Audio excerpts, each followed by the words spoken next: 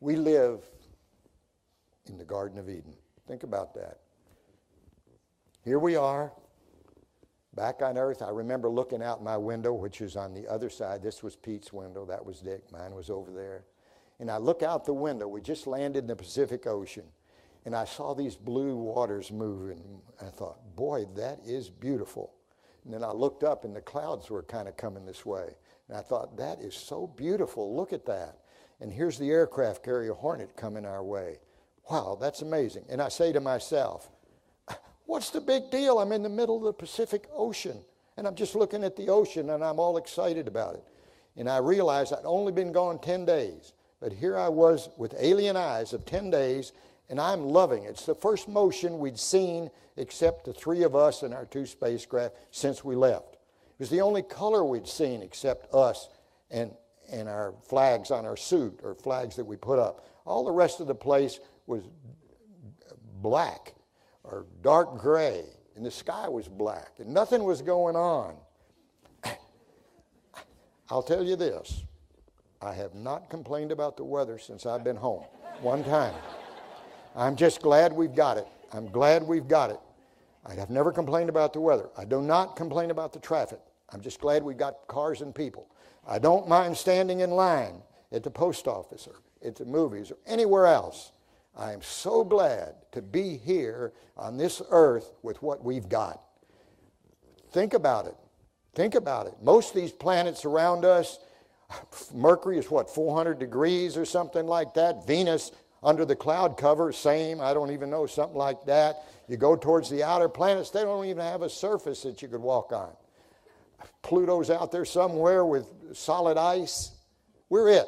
We're it in this corner of the universe. Keep that in mind. If anything is going to be done in this corner of the universe, it's going to be us. Because there isn't going to be somebody on Mars. There's nobody out there. There's not going to be somebody on Jupiter. There's nobody there either. We're it.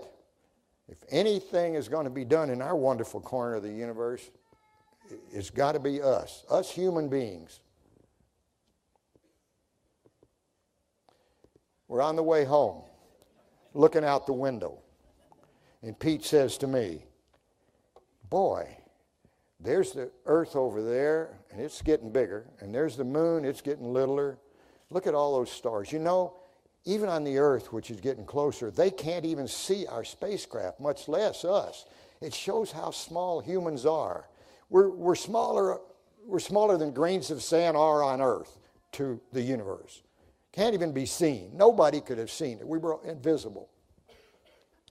Shows what humans are. We're just so small.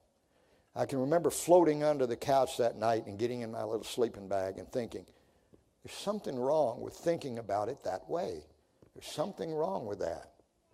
So I got up the next morning and I said, let's look out the window again. So we're looking out the window. The earth is now bigger. The moon is littler. I said, look, you see that star over there?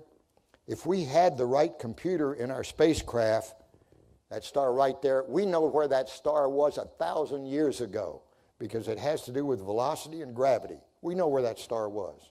You see the earth over there? We know where that thing's going to be 10,000 years from now exactly. We know where the moon is going to be 50,000 years from now. We may be small, but we're the only thing in the universe that nobody knows where we're going to be even 10 years from now. We may be small on this cosmic scale, but we've been given the greatest gift in the universe. People don't think about it this way. The only limits, these things are limited. All these things are limited as to where they could be, and the earth, and except us. The only limits for us, and we're the only thing in the universe we know like this at the moment, are the limits that we place on ourselves. We've been given a great gift in our lifetime, and that's it. We can become and do things we're willing to try and work and plan to do. There's nothing else in the universe except humans that can do that. We're it. Think about that sometime. Most people are wasting that great gift. Don't waste it. You're unique. Everyone in this audience, there's nobody on this earth like you that thinks like you. Your son may look like you. Your daughter or mother may look like you or something. They're not like you. You're it. You're it forever. There's never been anybody like you. There never will be another person like you.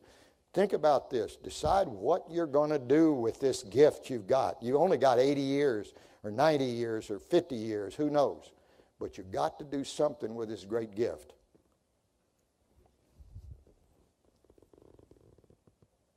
I like to talk about Apollo. I'm glad to be here tonight to think about it because it gets me to think about what is great in all of us. We did an impossible dream. We did it in 7 years. None of us had ever achieved an impossible dream in our lives.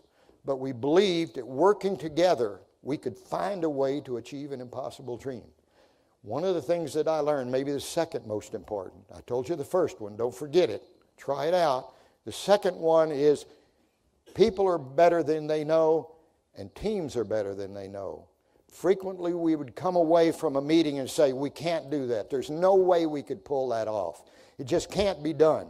And after a day or two, we'd get our heads screwed on right, and we'd say, okay, how are we going to do it?